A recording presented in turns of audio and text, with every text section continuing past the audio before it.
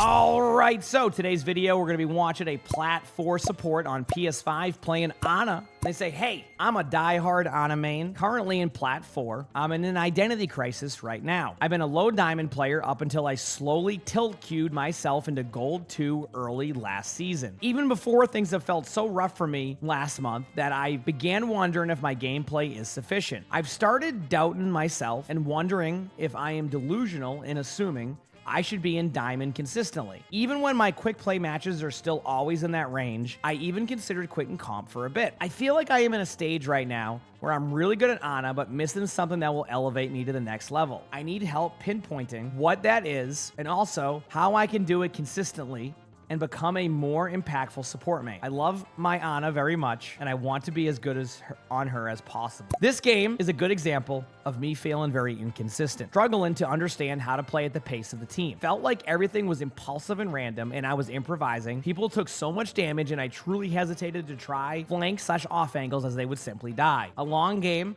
as such will 100% show all the problems I have. I would be happy to hear what you think of it, what I am doing wrong, what habits hold me back, and how I can develop consistency. Do I have the potential to climb back to diamond, or should I take a big look in the mirror and make major improvements first? Greetings from the Netherlands, and thank you. Well, lot there. Let's figure this out. All right, so you're on the Ana. Looking at your comp. Wow, this is...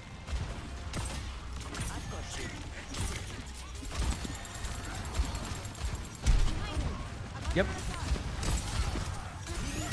So far, you're doing fine. Nothing really to kind of pinpoint here yet.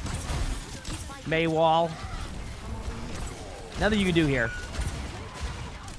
You didn't have statue control yet. Even if you went statue, it wouldn't have mattered. Thank you for all the combos, everybody. Appreciate it. Bathroom. Thank you, everybody.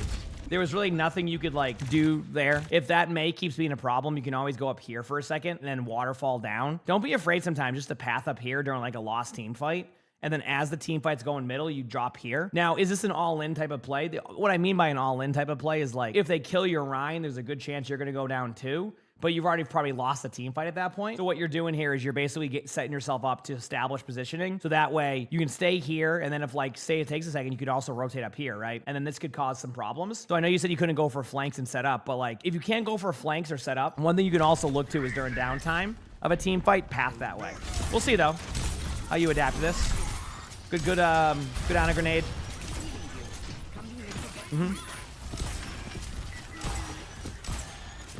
All right, the wall's down. This will be your timing to get out of the choke.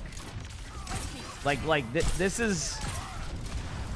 I want to see how this goes, because they have another May wall coming up, right? As long as your team kills the May, you're fine. I'm just concerned they're going to... Okay, you're good. Never mind. All right. I mean, that was fine. I mean, that's it. That's all I got. Yeah, there was nothing like... You didn't do anything really wrong there. You definitely can be a little bit more proactive in how you set yourself up position-wise. I do think that, like, when their May wall was down, that was your opportunity to kind of, like, make sure you establish. Like, here's what I'm making. Like, let's say that I'm playing May, and, like, I'm watching this choke. All I need to do is wall off the choke if you're just stuck here. So I'm just trying to get you in the habit of, if there's a May, like, the wall is done, and your teammates are kind of established here, don't be afraid to then use that opportunity, because next time, if the May was to use a wall, it would be about here. And then you could end up here and then heal your team. See what I'm saying? So, like, even though you say that you try your best to, like, go at the pace of your team, like, there is opportunity for you to do that. Of course, you win the team fight, but again, it's just developing those good habits. So, Nano targets. Reinhardt or a Bastion? I guess Venture too, but I think saving your Rhine with Nano or nanoing your Bastion with turret form, I think are both good options. Cart. Okay. Great play. I mean, nice sleep.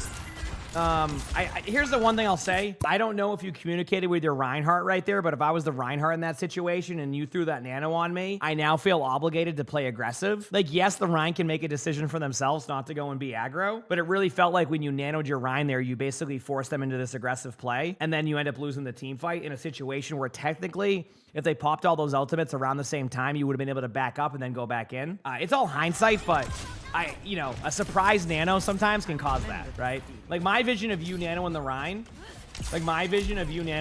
was your Rhine's about to get Maywalled, or like your Rhine's, like their Rhine is directly in front of the Rhine, so that way they have to feel the pressure. But you can still nano them. I did say Rhine would be a good target, so definitely wasn't wrong. I just think the timing was off. Big slam alert.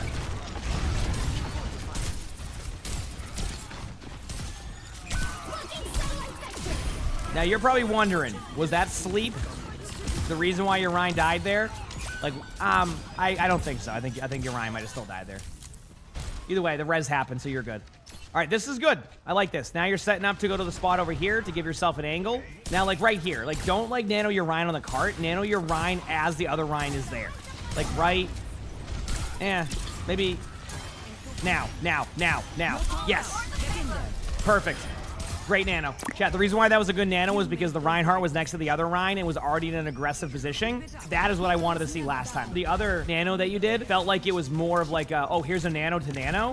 And that one felt more like it was like an actual, okay, I'm going to nano you at the right time. So good job right there. Oh, you wanted the life grip? I got you. Did their May fall off the map? Classic. I'm going to see what happens. Like, because so far it's been fairly solid. Your Bastion. You didn't kill your Bastion. Yep. Nice shot. Ooh, nice shot again. Did you get 3? Nice try. Only thing I'll say there is, I know you went DPS heavy. Just remember that, like, getting that extra heal in your Bastion can make or break a team fight against the Rhine shield. Do your best to keep him alive. Again, it's not as clear cut as that, but it definitely can be. You have opportunity there. Is all I'm saying. Here we go. Yeah, I mean, again, you nano in your Rhine near their Rhine is pretty much a. If you don't know who to nano, in a Rhine versus Rhine matchup where they don't have a nano, any Rhine player will tell you it can be frustrating to be in that situation. You know, like, it's kind of like similar to, you know, when you're a DPS and like the other DPS has a mercy pocket. I feel like it's very similar with a Rhine nano when one Rhine doesn't have one. You kind of basically just always have to try to be aggressive, but then you can't be too aggressive because if the nano time is there, you just get a free kill. Yep. Did it happen again with me? Did it? I didn't look at the kill feed that time. I will admit I was locked into the Ana. Yeah, the sleeps have been good.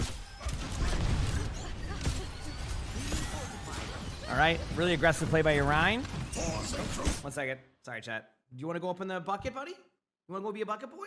Come on. Come on, bucket boy. Come on, in your bucket. Okay, you know what? You're getting a Sully pet VOD too. Here we go. We got a rare moment. I'm petting Sully during this. I'm keeping this going. But yeah, for the most part, like, I don't just think you're necessarily playing bad if it makes you feel any better. I know you've been kind of questioning your, like, your skill set. I think it's more along the lines of you're just still rotating a little bit slower than you would like. And Ana, in my opinion, Ana in Overwatch, especially in 5v5, really needs to constantly be on the move without being on the move. And I know that makes no sense, but what that means is, like, the moment your team even remotely is turning the corner, you have to be at that same pace. Like, you have to be ready to go, right? All right, yep, good setup, good setup spot. Chat, the reason why this is a good setup spot is because basically with Ana, you have to preset yourself up even more than most supports because Ana has, like, 0 mobility, right? Like, you have no mobility. So you need to be set up in spots well before most of the characters in Overwatch, right? Like there's not many. How many supports don't have mobility that I'm thinking of right now? Like, I feel like most supports have some way to get to a high ground outside of what? Zenyatta and Ana. You need to have pristine positioning pretty much at all times because of that. You said Mizuki? Mizuki has mobility though. You can't go to high ground, but you can at least shift away. You know what I mean? Yeah, Zen has the float perk. Yeah, you are right. You can get, and the float perk is the more common one I find. So, yeah. But again, that's why I'm just saying, like, if you're playing Ana in general, you're learning Ana, you have to be set up in spots much quicker and much sooner than pretty much any of the cast, right? And that's why it's, like, very important to always, like, be with your team on how they're playing. So far, you're doing fine. I mean, like, you've kind of been forced into this spot. I would have liked to see you fix this here. I'm watching. Like, board was stuck. One thing I would like to see you do, though, is rather than drop immediately, I'll show you in a second. Because you did drop a little bit sooner than I would have liked, but I'll let this team fight kind of break out here. Good job by your Ryan. Ryan's been playing very well. I got that Roadhog going now, everybody's favorite hero who's now back into the meta. Not back into like the rank, like not back into like OWCS meta, but meta in general. Nice kill.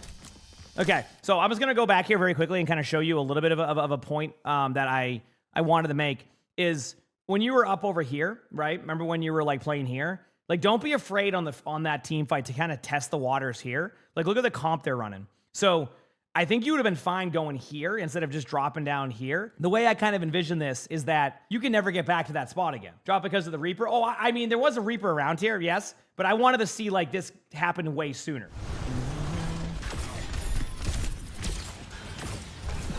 I'm watching now. Big slam. Gotta love a big slam. There's the Reaper there. Yep. Now you adjust. Just keep going. Keep going. Keep going. Keep going. Good sleep. Nice sleep. Been hitting like your shots and stuff too. To make the point I was trying to make about that, regardless of the Reaper going behind earlier, I want to see the Ana be willing to position higher on the top left when you know their comp isn't going to be a Widow comp.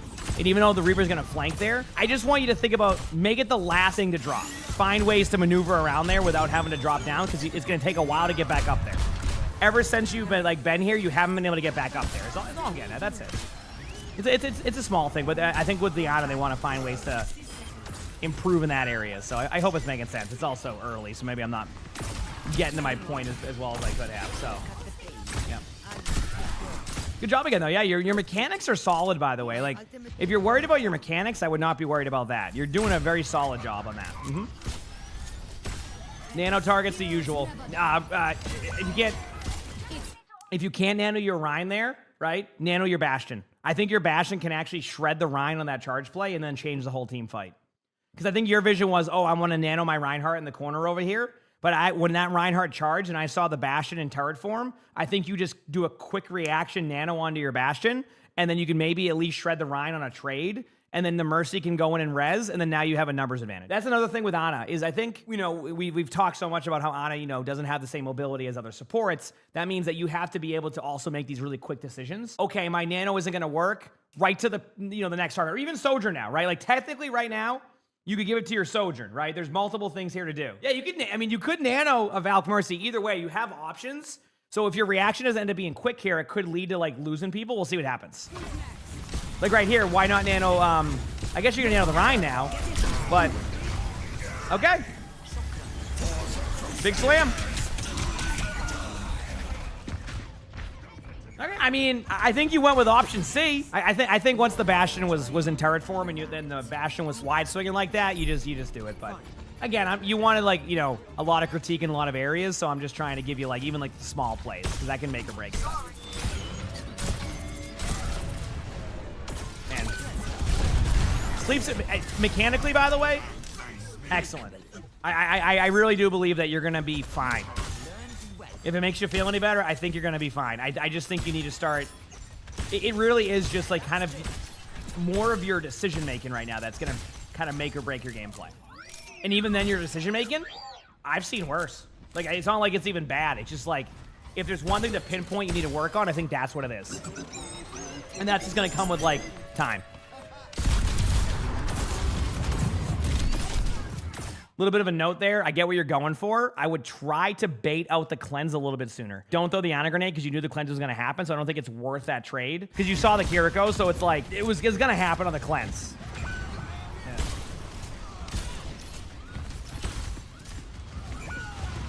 Yeah. You're heck. Let's go to point. You can go to point or you can rotate all the way high. I'd recommend just sit on point. I respect the effort. Good idea, though. Right decision. The Ana here was kind of question of, does Ana need to look in the mirror and, figure out, what to improve on? Is the Ana playing really bad? And I don't think so. I think Ana's playing fine here. I don't think that's been the issue.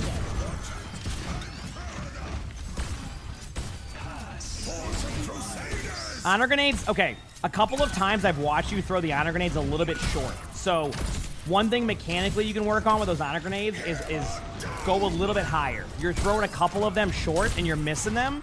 It's happened only a couple of times, but that might have been you want to look at the game-changing moments. I feel like that was a game-changing moment. If you hit that Ana grenade on the Zen ultimate with like their Rhine and you purple them, like I think you're going to be in a spot that can turn the fight. It's not, like, again, not to make or break, but I do think there's been a couple of moments where you could have turned a fight and then you lost those important ones. And on the first one too, with like, you know, Nano and that Bastion or Sojourn, like the decision making their team makes, if you do that, changes quickly. And if they don't make a decision or like change that, you win those team fights. That's all I'm getting at. Like your Nano can dictate a team fight pretty well. But yeah, I mean, the aim's been fine. You know, the sleep's been good. You know, definitely need a little bit of work on the Ana grenades just because there's been a few missed ones that I think you're just throwing them short, so just aim up a little bit. But yeah.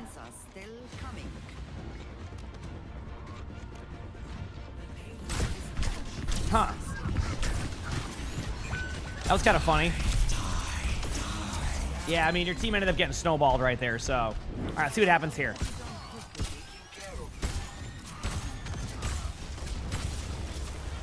Damn. Good charge. This is, if you're wondering, this is basically a team fight that you can't really do much about. Your team just gets rolled at the beginning and you just reset. I had a reaction to that Reaper being around the corner. I think that was just a tunnel vision, yeah. But like, I don't even blame the Ana at that point. If you're trying to get back to the cart, you're just trying to figure out where your play is. So like, I mean, obviously I would, you know, you learn to check the corner there, but I think that was just a tunnel vision. Good sleep again. Sleeps have been really good, by the way. The only, like I said, the only part of your kit you really need to improve on is your Ana grenades. Sleeps have been excellent. Can anybody even tap? I don't think so. Damn. Well, I mean, that was just an overtime situation. Not much you can do. I wouldn't be, you know, too discouraged on that one. This time, rather than drop down super early, I just want to see if you adapt to like what you did last time. Let's see. Here we go.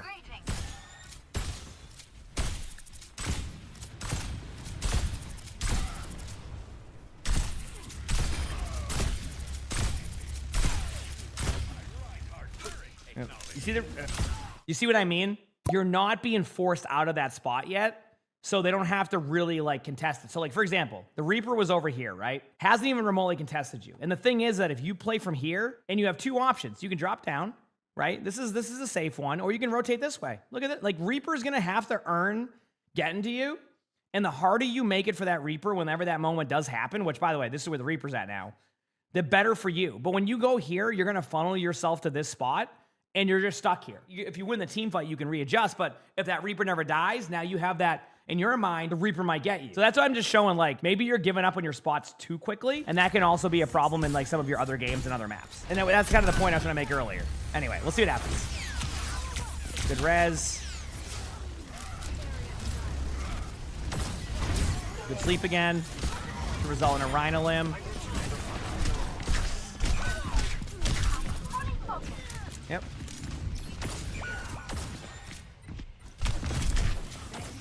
Should have played for the mini, by the way. One thing I wanted to point out here, by the way, is that you were so tunneled on the Reaper being stuck there. What you could have done is actually rotated back very quickly during the mini, ended up here with a sightline under your teammate, and then did a rotation here away from the Reaper. And I think this would have been a little bit safer. And then, yes, the Reaper could have came up like and surprised you, but you've actually been really good at like those type of sleeps. And then you also have the mini again. It might have been even regened by then. Point being is there was a spot you could have went to play that a little bit safer. It's very small things that you need to improve on, but if you need to hear it, you're going to be fine. You said you went from diamond to gold. I think you can get back to diamond. You said yourself you've been tilt queuing. Maybe you've tilted like, I don't know. Maybe you're over like, you're just like thinking you're a lot worse than you are or something, you know, which can happen, right? I mean, I get it. Coming back as Lucio is the correct play, and we'll see what happens. Big slam. Using speed boost. Look at this. Speed boost being used. Let's go. And there you go. So I'm going to leave it here. One thing I want to kind of like just give feedback wise here is, again, I want you to stop kind of giving up on your spots. Like if you establish yourself in a good position, like make them have to earn that spot from you. If you think about it, you dropping down from that spot is how you got into the situation to swap to Lucio. And I want you to think about how can you turn a fight? And I think that's the next thing, right? Remember when I said that you could have nanoed that Bastion? You were like, I'm going to nano my Rhine. But you don't end up nanoing your Rhine, and then you don't nano your Bastion. If you nano your Bastion, people might back away. And that whole team fight, the way it goes, ends up just being a win for you because They can't push into a Nano Bastion. If they do, they're going to fall over. So I just want you to think about some of those like kind of game-changing plays that you can make. You're basically taking option C rather than kind of option A and B. And I think with your Nano, that's going to be huge for you. And then last but not least on this one, those Ana grenades, a couple of moments you could have changed the team fight. You threw them a little bit too short. So just learn a little bit on that trajectory. But overall, not bad gameplay. I think you're going to be fine just climbing back. But if you take that stuff into account, I think you'll get back quicker. I do believe you're just a couple of like playmaking plays away from like really changing team fights. So you got this. You absolutely got this. If you like the video, make sure to hit the like button, subscribe to the YouTube if you haven't, leave a comment. All that helps. You want to submit your own spectatings, my Discord is where to do that. And if you want to watch more of these on a bunch of heroes, one of these videos is going to pop up in the bottom left or right or on the side, wherever it is. Either way, click them, enjoy them. With that being said, hope you all have an amazing day / night.